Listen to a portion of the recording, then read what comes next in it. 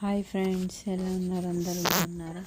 So మా బాబు ఈరోజు birthday, అందుకని వాళ్ళ క్లాస్లో అందరికీ చాక్లెట్స్ ఇవ్వడానికి వెళ్ళాడు.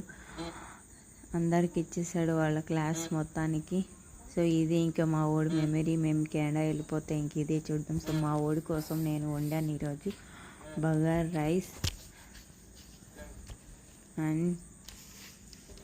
రైస్ వండి అండ్ చికెన్ కర్రీ. మా బాబు బర్త్డే స్పెషల్